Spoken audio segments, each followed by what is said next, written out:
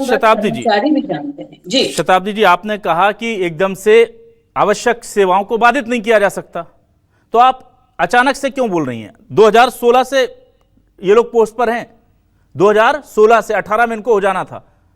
अब मुझे आप बता दीजिए कि आपका अचानक की जो डेफिनेशन है वो क्या है? 2 साल, 5 साल, 10 साल, 20 साल, 50 साल, या आप डेट दे दीजिए कि इतनी तारीख तक वेट करो। अगर हम इतनी तारीख तक, मतलब अगर वो चुप बैठे हैं तो आप उनका शोषण करते रहेंगे क्या? उनकी मांगे नहीं सुनेंगे क्या? जिस दिन अब यानी कि आवश्यक सेवाओं के काम में लगे किसी भी कर्मचारी को हड़ताल का हक आपने छीन लिया जो संविधान ने दिया, फिर ये तो गलत बात है ना। अभिलाष जी, मैंने अचानक शब्द का प्रयोग ये किया कि जैसे आपने मुझे प्रश्न किया था हाँ। कि इन्होंने अभी एक दिन भी नहीं हुआ हड़ताल की और इनको जो है नोटिस मिल रही है। पहली बात तो लिखित में नोटिस मिली है कि नहीं मिली है, इसको क्लियर नहीं किया उन्होंने। लिखित लेकिन में अगर मिली भी हरिचरण जी, आपको नोटिस मिल रही है किसी कर्मचारी को लिखित में? हरिचरण जी, नोटिस मिला है सर, मैं दिखा भी दूंगा। ठीक है, लेकिन पेपर नहीं रखा, व्हाट्सएप में रखा हूं मैं, मैडम को दिखा दूंगा। ठीक है, हो सकता है नहीं पता हो सबको, ठीक है। शताब्दी जी, मेरा यही कहना है कि इन शताब्दी जी, लिखित में उनको नोटिस मिली भी है हाँ। तो क्या इसलिए ही मिली है कि कंपनी को यही बोलना चाहूंगा, 45 दिन पहले मैंने अवरोध ना आए, लेटर दे चुका, इसलिए मैंने अचानक शब्द का प्रयोग ना शताब्दी जी, आपको मैं आपको स्पष्ट कर देता हूं। शताब्दी जी, ये जो कर्मचारी, इन्हें पता है कि आप लोग इनके साथ क्या करेंगे, क्योंकि ये तो 2016 से है ना। ये भूपेश बघेल सरकार में भी यही होता था, आप भी वही कर रहे हैं। सरकारें बदली हैं, नीति नहीं बदली है, ठीक है। अब इन्होंने 45 दिन पहले नोटिस दिया है बाकायदा प्रशासन को कि हम इतनी तारीख को, कितने दिन पहले दिया मैम? 45 दिन पहले, कि हम इतनी तारीख से हड़ताल करेंगे। हरिचरण जी, ठीक कह रहा हूं मैं? जी सर, जी सर। अब बताइए, 45 दिन पहले आपको दे रहे हैं, कुछ दिन पहले एक मिनट शताब्दी जी, तब आपके अधिकारियों को समझ नहीं आ रहा है कि आवश्यक सेवाओं से जुड़े हुए हैं। तब आपके अधिकारियों को समझ नहीं आ रहा कि इनके एक दिन जाने से बिजली गुल हो जाएगी। तब अधिकारियों को 45 दिन में एक काम नहीं किया उन्होंने, और हड़ताल शुरू की तो उठा करके सबको भेज दिए नोटिस। इतना काम कर लिया ओवर टाइम करके। मुझे तो जानकारी मिली है कि ओवर टाइम करके नोटिस भेजे जा रहे हैं। देखिए, ऐसा नहीं है कि इनके द्वारा दिए गए इस पत्र का पर कोई कार्रवाई नहीं हुई होगी। निश्चित रूप से प्रक्रियाधीन होगा। ये बात अवश्य है कि इस बीच इन्होंने हड़ताल आरंभ कर दी है, इस और बीच निश्चित रूप से तय समय पर की, समय में तय समय पर की होगी। इस बीच नहीं की है, जो समय सीमा दी थी उस पर तय समय पर की है उन्होंने हड़ताल। नहीं तो प्रक्रिया के बीच मींस मैडम, यहाँ सिर्फ आश्वासन मिलता है बिजली बोर्ड में। चलिए हरिचरण जी, मैं आपके पास टेबल टॉक में आश्वासन मिलता है। हरिचरण जी, नहीं, हरिचरण जी देखिए, मैडम ने जो बात कही शताब्दी जी ने, वो ठीक भी है। भाई वो कह रहे हैं कि आप संवाद से हल निकालिए, तो आप संवाद क्यों नहीं करते? 2016 से लेकर 26 हो गया, 10 साल हो गया, आपने संवाद की क्या कोशिश कर ली बताइए? चलिए ये सब छोड़िए, अभी जो नई सरकार आई है बीजेपी की, इसमें 2.5 सालों में आपने संवाद की कोशिश क्यों नहीं की? वो जो सवाल है बहुत जायज है, आप बताइए आपने की है क्या? अगर की है तो जरा बताइए, गिनाइए किन किन से कोशिश की आपने। सर, हमने इतने प्रयास किए, इतने संवाद किए। 2024 में संवाद किया था, उसमें मिनट्स जारी हुआ था, जिसमें हमको एडिशनल ड्यूटी जो कराया जाता है उसका पेमेंट देना है, वो आज तक लागू नहीं हुआ है। उसके बाद जो 8 घंटे कर्मचारी करते उसको हम 24 घंटे कभी कभी करना पड़ता है। बरसात में तो कर्मचारी ही नहीं है इनके पास कि हम ही कर रहे हैं 24 घंटे।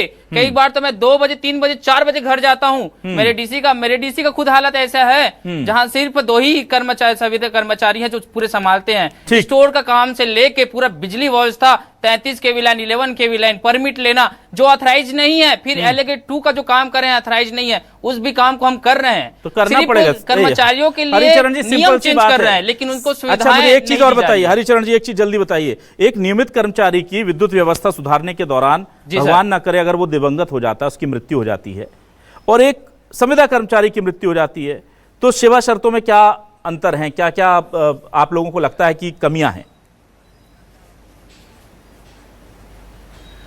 देखिए सर, मैं बताना चाहूंगा, यदि एक नियमित कर्मचारी, यदि एक्सीडेंट होता है, यदि मृत्यु होता है, तो उसको तत्काल किसी भी परिस्थिति में मृत्यु हो, उसको तत्काल अनुकंपा नौकरी दी जाती है। और हमारा जो नौकरी है, यदि जल कट गए तभी हमको अनुकंपा नियुक्ति दी जाती है। और बीमा का बात करूं, एक इनका एसबीआई नियमित कर्मचारी एसबीआई के लिए 1 करोड़ का बीमा कराने जा रहे हैं, और हम जो लाइन में काम कर रहे हैं, आउटर साइड में जो विद्युत दुर्घटना में शहीद होते हैं उसको भी 4 लाख दिया जाता है, और हम लाइन में जो काम करते हुए शहीद होते हैं मतलब उसको भी 4 लाख दिया जाता है। कहाँ का न्याय चरित है? ठीक मैं है। यही समझना तो भाई चाहूंगा अब कि ये जो मैंने पॉलिसी जो हरिचरण है, जी, वो आपके मुझे ये पता अधिकारियों था को- हरिचरण जी, मैं बस ये इसलिए दिखाना चाह रहा था कि आम जनता को समझ में आए कि संविदा कल्चर से सरकारों को इतना प्यार क्यों होता है, कांग्रेस हो या बीजेपी।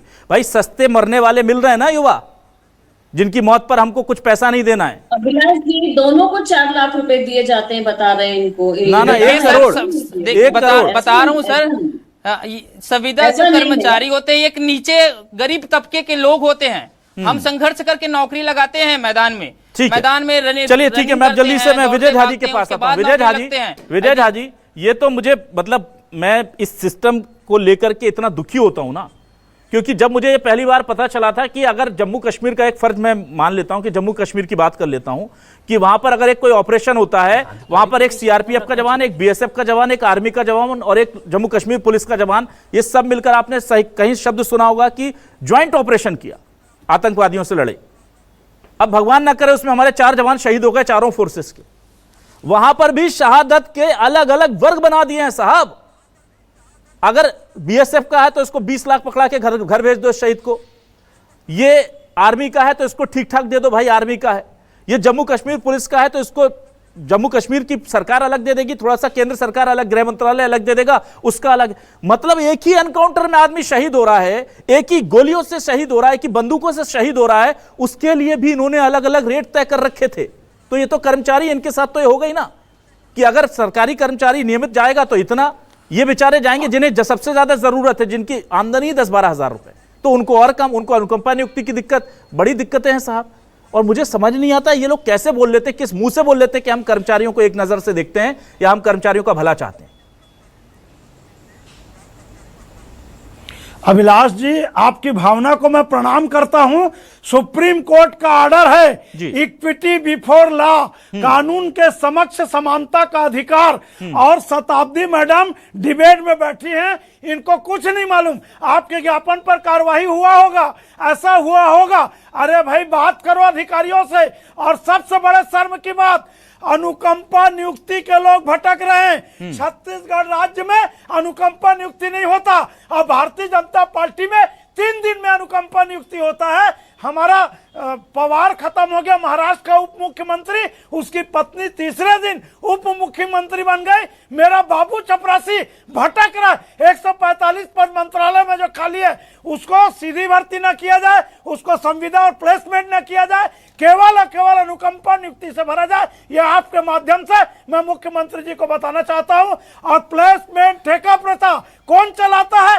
दोनों पार्टी में या तो बड़े अधिकारियों के रिश्तेदार या फिर नेताओं के रिश्तेदार। एक कर्मचारी को तनख्वाह देना है, बीच में सरकार और कर्मचारी के बीच में दलाल और बिचौलिया क्यों है? क्यों प्लेसमेंट, क्यों ठेका प्रथा? भूल गए ओपी चौधरी जी, तू तो मंच में बोले थे हमारी सरकार बनेगी तो प्लेसमेंट ठेका प्रथा बंद करेंगे। ये वादा खिलाफी नहीं चलेगा। और बता दूं, यदि इनकी मांग पूरा नहीं होगा, 2028 में फिर चड्डी पहन के फूल खिला हो जाएगा। चलिए ठीक है, धनंजय ठाकुर साहब आपके पास आता हूं। धनंजय ठाकुर साहब, कुछ गलतियां तो आप लोगों ने भी की हैं, और मुझे बड़ा दुख होता है ये कहते हुए कि आपकी गलतियों को गिना गिना कर बीजेपी सत्ता में आई, वो भूपेश बघेल सरकार को गलत बोलती है, लेकिन जैसे ही देखती कि इस वाले स्कीम में फायदा है तो कहते हैं इसी को कैरी ऑन करो भाई। भले ही वो आपकी हर चीज की बुराई करे, पर सत्ता में आने के बाद उसे ऐसे अपना लेते हैं जैसे ये बिल्कुल इन्हीं के ब्रेन चाइल्ड का काम था। अब ये संविदा की बात हो, आउटसोर्स की बात हो, ये खत्म होनी चाहिए या नहीं? विपक्ष में आप हैं साहब, एकदम क्लियर बताइएगा। कल को आप सत्ता में, आज नहीं तो कल कभी तो आएंगे, विपक्ष जो है उसको भी पावर मिलती है, फिर आप बदल तो नहीं जाएंगे जैसे बीजेपी बदल गई? देखिए अभिलाष जी, मैंने पहले लाइन में कहा हमने संविदा नियमित कर्मचारी को नियमित नहीं कर पाया, तभी तो डॉक्टर रमन सिंह जी, अरुण साहू जी और इनके नेता जाकर उनसे वादा किए थे। मुझे इस बात को स्वीकारने में कोई दिक्कत नहीं हो रही है, नहीं कर पाए उसको स्वीकारना चाहिए। हो सकता है उसमें हमारी कुछ कमियां रहेगी, कुछ मजबूरियां रहेंगी, कुछ समस्याएं रही होगी, लेकिन क्या डॉक्टर रमन सिंह जी जब संविदा कर्मचारियों के अनियमित कर्मचारियों मंच में गए थे तो उनको नियम कायदे नहीं मालूम था? ठीक, क्या उनको योग्यता नहीं मालूम था? ठीक, कंडीशन नहीं मालूम था? आज शताब्दी पांडे जी बिजली के कर्मचारियों से आह्वान कर रहे हैं कि आप आंदोलन मत करिए, जनता की समस्याएं उत्पन्न हो जाएगी, अति आवश्यक कार्य है। तो क्या शाह जी को ध्यान नहीं है कि नरेंद्र मोदी जी की जिनको गारंटी बताया गया था, सऊदी में वादा पूरा करना था, साय जी दिल्ली आते जाते रहे।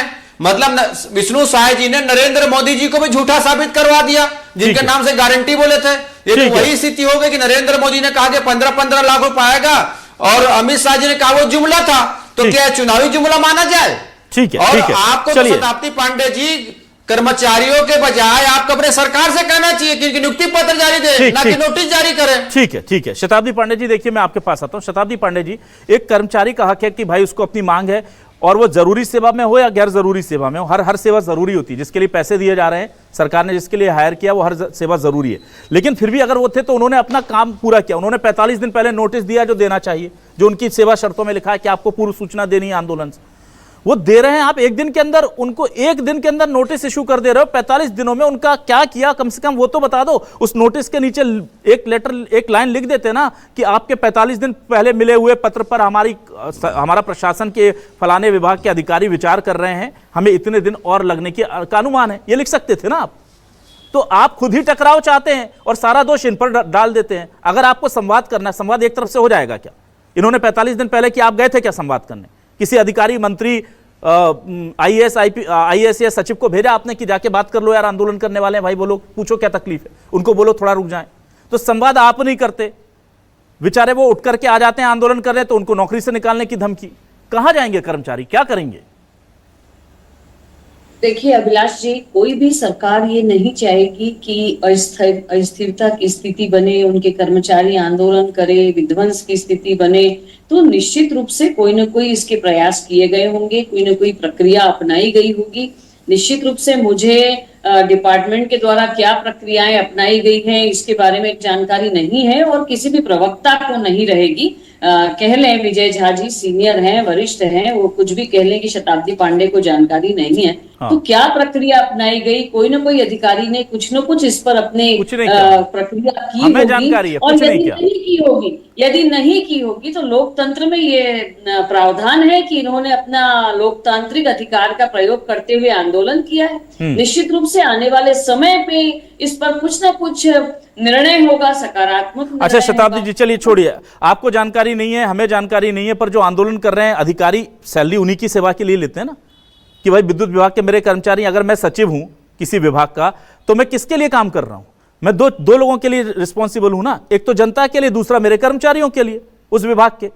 तो वो कम से कम हमें ना बताएं, शताब्दी पांडे जी को ना बताएं, बीजेपी के अध्यक्ष को ना बताएं, मुख्यमंत्री को ना बताएं। चलिए मान लिया है उनका ईगो, आईएएस हैं साहब, इतने पढ़ लिख कर आए, इनको तो बता दें जिनके लिए काम कर रहे हैं कि हमने ये सोचा आपके बारे में। इनको नहीं पता, आपको नहीं पता, मुझे नहीं पता, धनंजय जी को नहीं पता, विजय झा जी को नहीं पता। तो कुछ ना कुछ हुई होगी, कुछ नहीं हुआ मैडम, नहीं बता पा रही हूँ फाइलों में क्या हुआ। फाइलों में बस फाइल बोल करके आपने सारा खुद ही कह दिया। से हुआ होगा निश्चित रूप से, जब इन्होंने आवेदन दिया तो उस पर कार्रवाई हुई होगी, कार्रवाई उस पर नहीं हुई। जो भी कुछ होगा निर्णय आने वाले समय में। अच्छा शताब्दी जी, एक अंतिम में जाते हुए मुझे ये बता जाइए, क्या आप अपनी पार्टी से दरख्वास्त करेंगे कि भाई इन्हें आंदोलन अगर ये कर रहे हैं और पहले ही दिन आप इनको नौकरी से बेदखल करने का नोटिस थमा रहे हैं, तो पहले जो 45 दिन पहले इन्होंने आपको एक मेमोरेंडम दिया था याद दिलाने के लिए, याददाश्त बढ़ाने की जो टैबलेट दी थी जो असर नहीं करती अधिकारियों पर, उस पर भी जवाब दे दीजिए। आप इतना तो करेंगे ना। निश्चित रूप से मैं बात पहुंचाऊंगी, और मैं क्या पहुंचाऊंगी, आपके चैनल के माध्यम से इस विषय को आपने लिया है तो वो पहुंच ही गया है और आगे भी पहुंचेगा। और इनके आंदोलन करने की वजह से अधिकारी कर्मचारियों में ये बात की अलर्टनेस आएगी कि इतने कर्मचारी यदि आंदोलन करते हैं तो सेवाओं पर क्या प्रभाव पड़ेगा, और निश्चित रूप से इसका कुछ न कुछ हमको सकारात्मक परिणाम देखने को मिलेगा। लेकिन मैं पुनः आपके चैनल के माध्यम से आंदोलनरत सभी संविदा कर्मचारियों से अनुरोध करूंगी कि वे संवाद बनाए रखें, उनके प्रतिनिधि मंडल संवाद, वो तो संवाद के लिए आए हैं, आप लोग ऐसी बातें मत बोला कीजिए। मतलब मुझे लगता है कि आप उनके संवैधानिक अधिकारों का, उनकी कोशिशों का, उनकी राष्ट्र के प्रति जो समर्पण की भावना है, जब आप कहते हैं संवाद बनाए रखिए तो उसका अपमान होता है। अभिलाष जी, ये जी शताब्दी जी तो कर्मचारियों को ही दोषी मान रही है, इनको तो इस चैनल के माध्यम से विष्णु साय जी से आह्वान करना चाहिए कि आपने जो वादा किया था इनको नियुक्ति। ना ठीक है, ना डिबेट नहीं सर, खत्म हो गया, समय खत्म हो गया, समय खत्म हो गया। चलिए ठीक है सर, ठीक है, नहीं किसी पर आरोप नहीं लगा रहे हैं, मेरी पीड़ा तो इन कर्मचारियों की है। धनंजय जी ठीक है, धनंजय जी ठीक है, लेकिन दुष्यंत कुमार बड़े शायर थे, वो कहते थे कि कहाँ तो तय था चरागाह हर एक घर के लिए, कहाँ एक चिराग भी मयस्सर नहीं शहर के लिए। और ये बेचारे जो कर्मचारी हैं इनके लिए तो क्या ही कहूँ कि ना हो कपड़े तो घुटनों से तन ढक लेंगे। कितने माकूल है ये लोग इस सफ़र के लिए। ये लोग तो बेचारे 10-12 हज़ार में शोषण इनका हो ही रहा है, और अब आंदोलन करेंगे तो इनकी नौकरी चली जाएगी। करेंगे क्या? भूख लगी है तो भाई करना तो होगा। आप इनको 5,000 में भी कराएंगे ना शताब्दी जी, मैं लिख के देता हूं ये करेंगे। आप 2,000 में कराएंगे, करेंगे। क्यों? क्योंकि पेट तो पालना है ना परिवार का। पर आप इतना शोषण कीजिए जितना करना चाहिए, उस लेवल पर मत जाइए, चाहे कांग्रेस हो या बीजेपी, कि जहां पर लोगों की आह भी लगे, लोगों की बददुआएं भी लगे। आप इन्हें नौकरी से तो हटा सकते हैं, पर आप कभी भी वो भरोसा पैदा नहीं कर सकते जो सरकार के लिए बहुत जरूरी होता है, सत्ता के लिए बहुत जरूरी होता है। तो ताकत का इस्तेमाल इनके भले के लिए करेंगे तो ज्यादा अच्छा है। आईएएस अधिकारी जो बैठे हैं उनको बोलिए कि नोटिस भेजने से पहले एक नोटिस उन्हें दिलवा दीजिए आप, कि एक दिन के अंदर नोटिस आपने भेजा, 45 दिनों के अंदर क्या काम किया उसका नोटिस में जवाब दीजिए, वरना आपको 3 दिन के अंदर हम पद से पृथक करते हैं। एक नोटिस उनको दिलाइए, उस अधिकारी को भिजवाइए जरा ऊर्जा विभाग के मंत्री की तरफ से कि क्यों नहीं आपने काम किया। थोड़ा काम जनता के लिए भी मंत्री लोग कर लेना। जो अधिकारी बोल देते हैं वो मान के बैठ जाते हैं। अब कर्मचारी आपके हैं, जनता आपकी है, हम आपके हैं, लेकिन आपको लगता है सिर्फ अधिकारी जो कहते हैं वो सही है। ये नहीं चलेगा। बहुत शुक्रिया धनंजय ठाकुर जी, शताब्दी जी, हरचरण जी, विजय झा जी हमारे साथ जुड़ने के लिए, इस डिबेट का हिस्सा बनने के लिए। तमाम दर्शकों का शुक्रिया। नमस्कार।